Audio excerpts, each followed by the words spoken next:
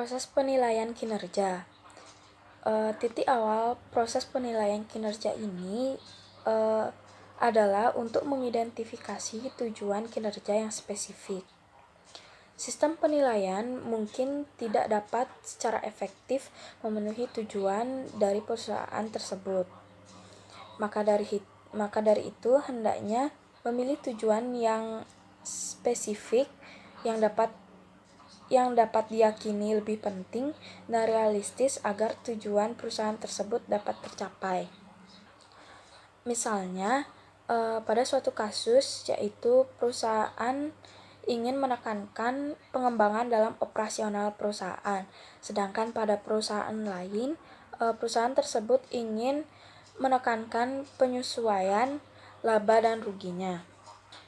Nah, hasil pengembangan penilaian kinerja ini banyak digunakan oleh perusahaan untuk memberikan informasi terkait untuk mengambil keputusan untuk mengakhiri pekerjaan, terutama setelah pola reguler yang tidak memadai. Dengan bagaimanapun tujuan penilaian kinerja adalah mengembangkan dan dengan tujuan evaluasi ataupun keduanya. Langkah berikutnya dari siklus yang terus berlanjut ini adalah dengan menetapkan kriteria kinerja dan menyampaikan harapan kinerja kepada mereka yang bersangkutan. Kemudian pekerjaan tersebut akan dilakukan oleh karyawan dan pengawas akan menilai kinerja yang dilakukan oleh karyawan tersebut. Juru taksir akan meninjau kinerja para pekerja dan akan mengevaluasi kinerja tersebut sesuai dengan standar kinerja yang telah ditetapkan. Hasil evaluasi tersebut akan dilakukan pada akhir periode penilaian. Maka hasil evaluasi tersebut akan menentukan seberapa baik karyawan yang telah memenuhi standar kinerja yang telah ditetapkan,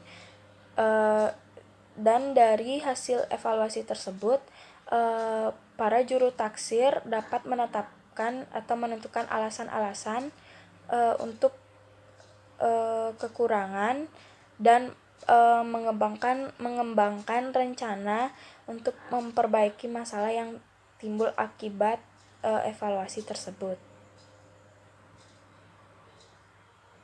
Yang kelima adalah menetapkan kriteria kinerja atau standar. Manajemen harus berhati-hati dalam menentukan kriteria kinerja. Kriteria kinerja yang umum adalah sifat, perilaku, kompetensi, pencapaian tujuan, dan potensi perbaikan. Sifat, perilaku, dan kompetensi. Sifat kepribadian seseorang lebih melekat pada orang tersebut dibandingkan dengan orang yang lebih pendiam, tertutup, atau tidak peduli dan lebih teliti. Perilaku merupakan hasil dari berbagai sumber, termasuk sifat, dan bergantung pada kondisi yang situasional. Sebagai contohnya, yaitu bila ada seseorang yang cenderung memiliki ketelitian yang tinggi, maka mereka akan lebih memiliki sifat yang ambisius dan sangat disiplin. Daripada orang-orang yang kurang teliti. Karyawan yang cenderung kurang hati-hati akan lebih dapat melihat kesempatan yang besar dengan bonus yang lebih besar dengan basis kinerja yang tinggi daripada membayar sesuatu yang sama tetapi memiliki kinerja yang berbeda. Nah, perilaku seseorang cenderung dapat diubah tergantung dengan lingkungan. Perilaku cenderung dapat berubah tergantung dengan lingkungan sekitarnya. Namun sifat merupakan sesuatu yang dibawa dari pribadi orang tersebut dan cenderung lebih sulit untuk diubah. Pencapaian tujuan. Hasil pencapaian tujuan menjadi faktor yang tepat untuk dievaluasi. Hasil yang disepakati merupakan hasil dari individu dan tim yang mana pada hasil tersebut harus mengarah pada keberhasilan suatu perusahaan. Nah, pada tingkat atas, tujuan yang ingin dicapai oleh suatu perusahaan bisa saja berkaitan dengan aspek keuangan perusahaan, seperti arus kas dan pertimbangan pasar, seperti contohnya yaitu pasar saham atau posisi perusahaan pada pasaran. Nah, pada posisi yang lebih rendah yaitu pencapaian tujuan yang diharapkan yaitu kepuasan pelanggan atau persyaratan kualitas pelanggan dan penyimpanan dan penyampaian yang sesuai dengan jadwal yang telah ditentukan. Untuk mencapai proses pencapaian tujuan ini, manajer perlu memberikan contoh yang spesifik tentang bagaimana cara karyawan tersebut untuk melanjutkan perkembangannya dan mencapai tujuan yang spesifik.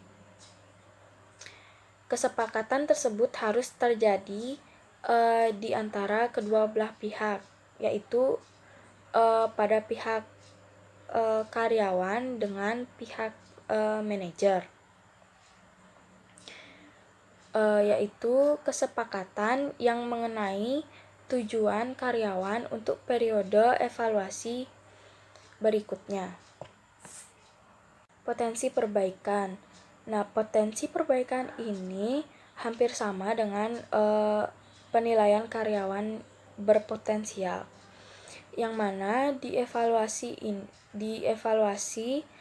berdasarkan tentang pengalaman masa lalunya. Dokumen evaluasi masa lalu para karyawan digunakan sebagai dokumen sejarah. Oleh karena itu, perusahaan harus menekankan masa depan perusahaan, termasuk perilaku dan hasil yang diperlukan untuk mengembangkan karyawan agar proses untuk mencapai tujuan perusahaan tersebut dapat dicapai. Tanggung jawab untuk penilaian kinerja. Supervisor atau atasan langsung. Supervisor biasanya berada di posisi yang tepat untuk mengevaluasi kinerja para karyawannya. Nah, supervisor ini memiliki tanggung jawab tertentu pada tanggung jawab untuk mengelola unit tertentu. Sisi negatifnya yaitu supervisor yang langsung mungkin akan menekankan aspek-aspek tertentu dari kinerja karyawannya dan mengabaikan orang lain.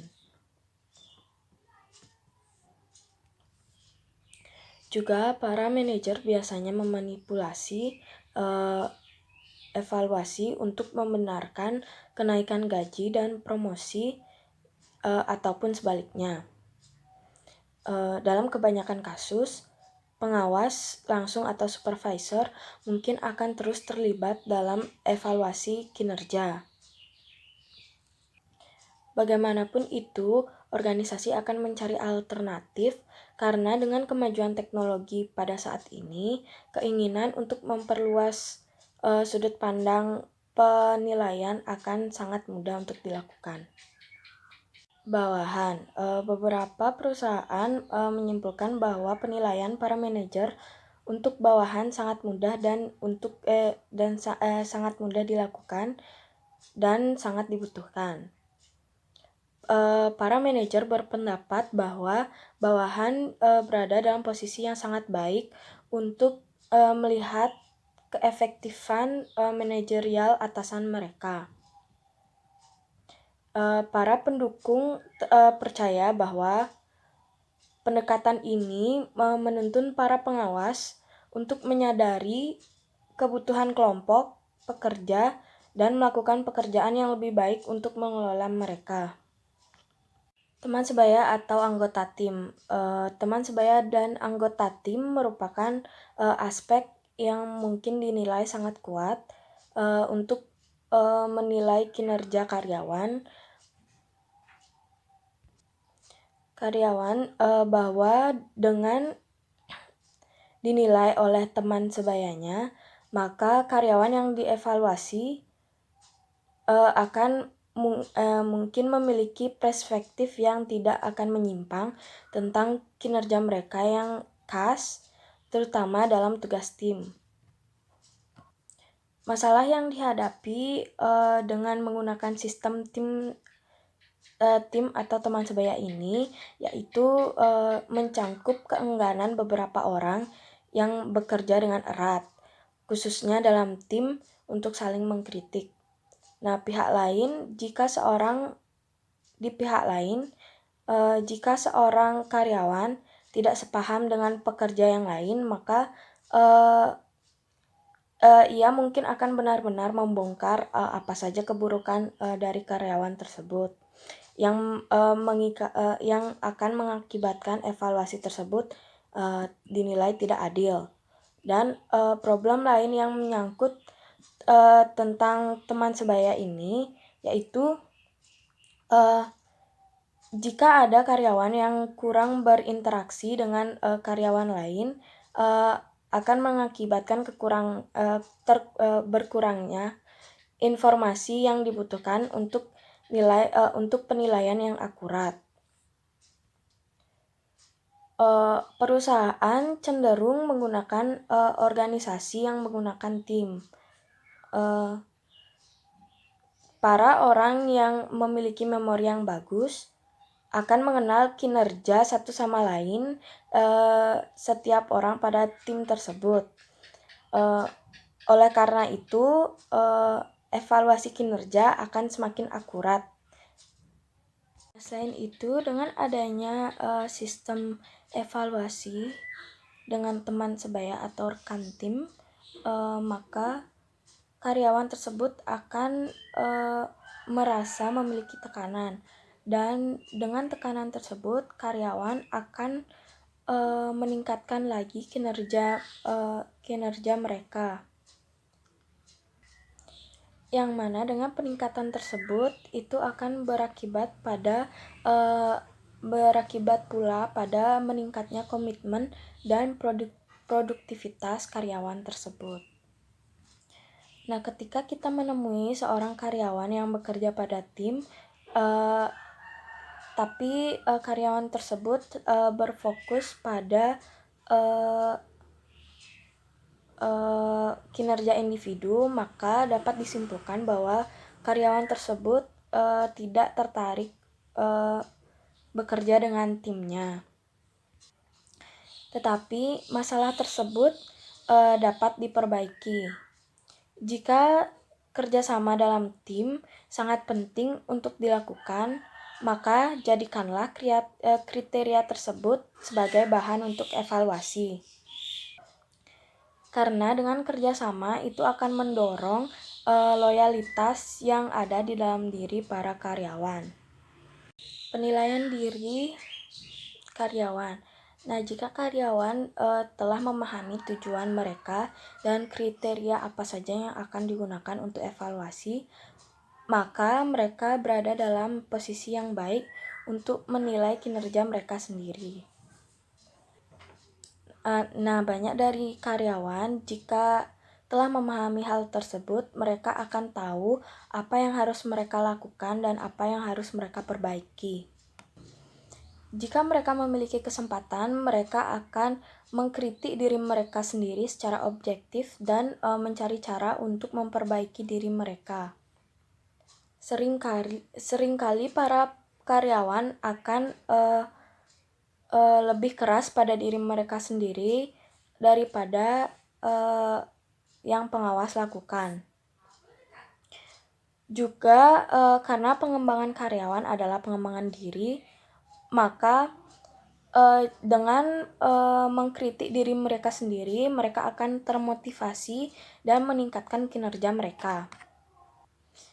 Dengan melakukan penilaian diri sendiri, maka manajer yang mengevaluasi karyawan tersebut akan dimudahkan karena karyawan telah mengetahui diri mereka sendiri dan itu akan memberi tahu alasan tentang segala sesuatu yang telah mereka lakukan selama periode pemeriksaan.